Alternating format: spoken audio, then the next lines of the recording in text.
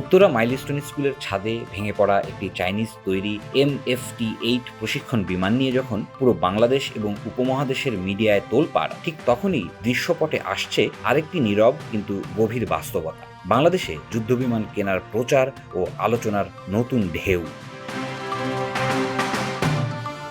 বাংলাদেশ ভারত উভয় দেশের গণমাধ্যমে চীনের প্রযুক্তিগত ত্রুটি ও নিরাপত্তা মান নিয়ে প্রশ্ন তুলতে গিয়ে যেন এক ধরনের প্রচ্ছন্ন যুদ্ধবিমান পরিবর্তন প্রচারণার আবহ তৈরি হয়েছে। চাইনিজ প্রযুক্তির প্রতি অনাস্থা বাড়িয়ে দিয়ে একদিকে যেমন পশ্চিমা যুদ্ধবিমান প্রস্তুতকারকদের জন্য নতুন বাজার উন্মুক্ত হচ্ছে, অন্যদিকে বাংলাদেশের অভ্যন্তরেও শুরু হয়েছে অত্যাধুনিক যুদ্ধবিমান কেনার সম্ভাব্যতা যাচাইয়ের প্রক্রিয়া। বিমান দুর্ঘটনার পরপরই বেশ কিছু ভারতীয় ও বাংলাদেশি প্রিন্ট ও অনলাইন মিডিয়া চীনা যুদ্ধবিমানের কার্যকারিতা নিয়ে সরাসরি প্রশ্ন তোলে। এমনকি তুলনা টেনে আনা হয় F-16, রাফাল বা ইউরোফাইটার টাইফুনের মতো পশ্চিমা মডেলগুলোর। এসব প্রতিবেদন আর সোশ্যাল মিডিয়া আলোচনায় উঠে আসে চীন কেন নিরাপদ নয়, পশ্চিমা সহায়তা প্রয়োজন, এমনকি আমেরিকার প্রতিরক্ষা সহযোগিতা দরকার কথাও। এই আবহে অনেক বিশ্লেষকই মনে করছেন একটি দুর্ঘটনার রাজনৈতিক এবং ভূকৌশলিক ব্যবহারে আন্তর্জাতিক অস্ত্র শিল্পের বড় স্বার্থ লুকিয়ে আছে।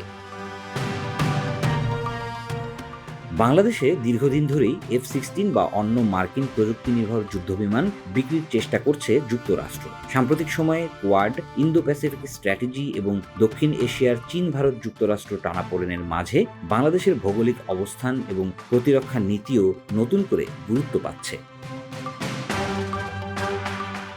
যুক্তরাষ্ট্র যদি বাংলাদেশকে সামরিক কৌশলগত অংশীদার করতে চায়, তাহলে প্রথম ধাপ হিসেবে যুদ্ধবিমান, রাডার, ড্রোন ও প্রতিরক্ষা প্রযুক্তির বিক্রি একটি বড় সুযোগ। এই মুহূর্তে চীনা যুদ্ধবিমান নিয়ে জনমনে ভীতি বা প্রশ্ন তৈরি হলে তা মার্কিন কূটনীতিকদের জন্য ইতিবাচক প্রেক্ষাপট। বিশ্লেষকরা বলছেন, আন্তর্জাতিক মিডিয়া কাভারেজ এবং স্থানীয় সাংবাদিকতার দৃষ্টিকোণ প্রভাবিত হয় বৈশ্বিক স্বার্থান্বেষী গোষ্ঠীর প্রচার কৌশলে। যুদ্ধবিমান বা নিরাপত্তা প্রযুক্তি সংক্রান্ত খবর সর্বদা বড় শিরোনামে আসে, কারণ পেছনে থাকে বিলিয়ন ডলারের অস্ত্র ব্যবসা।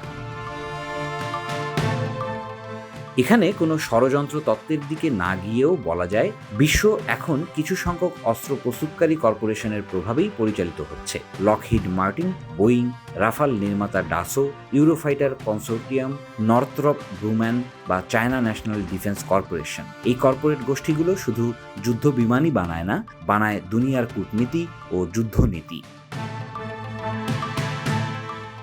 বাংলাদেশের জন্য এখন সবচেয়ে গুরুত্বপূর্ণ প্রশ্ন, আমরা কি চীনের প্রযুক্তিকে ঝুঁকিপূর্ণ ঘোষণা দিয়ে নতুন করে মার্কিন অস্ত্র নির্ভরতার পথে হাঁটছি, নাকি এটিও একটি প্রভাবিত কৌশলগত বাধ্যবাধকতা?